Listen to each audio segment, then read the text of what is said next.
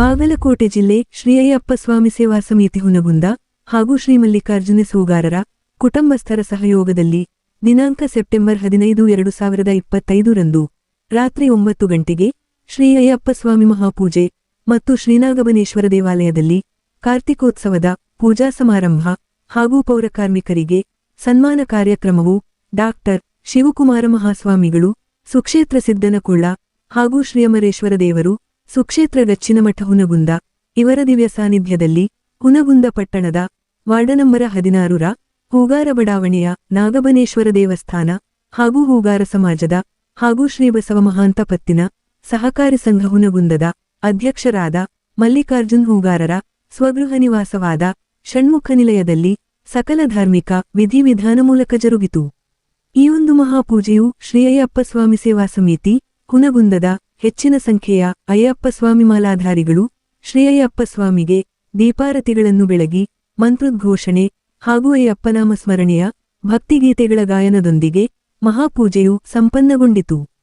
ನಂತರ ಬಹುಸಂಖ್ಯೆಯಲ್ಲಿ ಮಹಾಪೂಜೆಯಲ್ಲಿ ಉಪಸ್ಥಿತರಿದ್ದ ಬಂಧುಬಳಗ, ಆಪ್ತಮಿತ್ರರ ಬಳಗ ಹಾಗೂ ಗುರು ಹಿರಿಯರು, ತಾಯಂದಿರು ಭಕ್ತಾದಿಗಳಿಗೆ ಮಹಾಪ್ರಸಾದ ಜರುಗಿತು. Lokanayaka Kannada news bureau report Hungund.